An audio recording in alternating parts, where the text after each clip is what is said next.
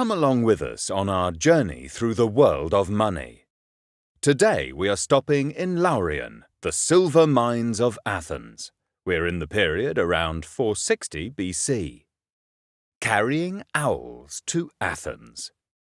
This saying, which means the same as carrying coals to Newcastle, doesn't mean real owls, but the Athenians' coins, their tetradrachms. On the front, these coins show the head of Athena. She is wearing an Attic helmet adorned with laurel leaves. On the back, her animal, the owl, is depicted, or to be zoologically correct, Athena noctua. Upper left we see an olive branch with a fruit and a crescent moon. The ethnicon is on the right. This is the name of the person who had the coin minted. The silver for these Athenian coins came from Laurion. This region stretched from the famous Cape Sunion temple and the port of Thorikos. In the 5th century BC, there was a mining area here in which thousands of slaves worked. You can still see the traces of the ancient mine today if you travel through the countryside with open eyes.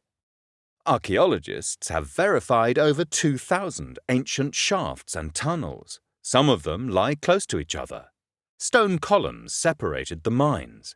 They didn't just prevent the tunnels from caving in, they were official boundary stones.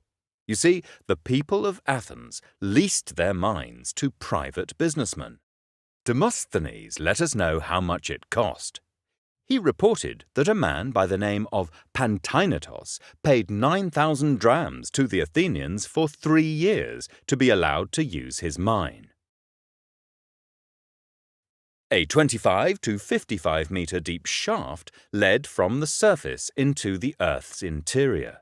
The individual tunnels branched off from this shaft.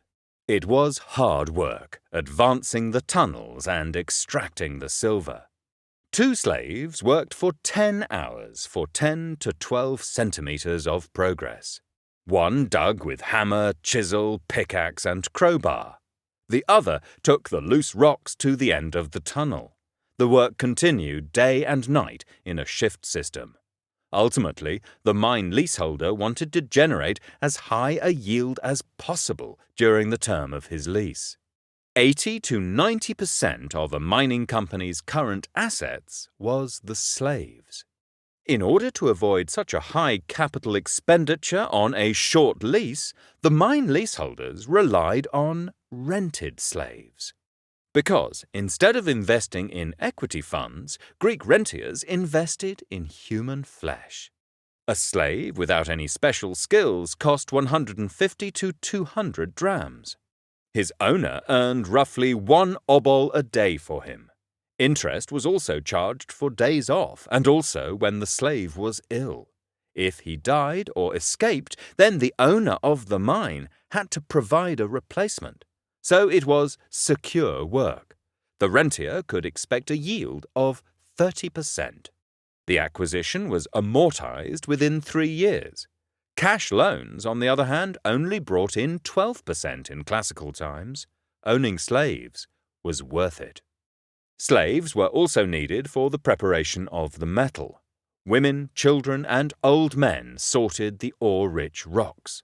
Afterwards, the rocks were crushed in mills and mortars. Finally, the raw material was washed. The water flowed through standard-sized channels. Light rock would float on further. The heavy silver sank to the floor.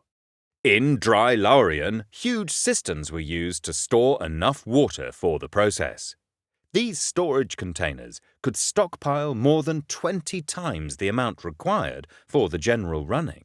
Despite this, they were careful with the raw materials and used the water several times. The smelting was also carried out in the mining area. It seems that there were a few central furnaces to which all the ore from the tunnels was brought.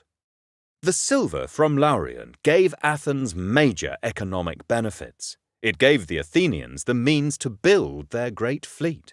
In the Battle of Salamis, the Athenians' ships secured Greece's freedom. Later, this silver even gave Athens a level of superiority which placed it at the head of the Delian League.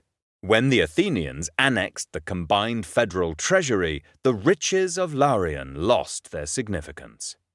It was the allies who financed the magnificent buildings of the Acropolis with their silver.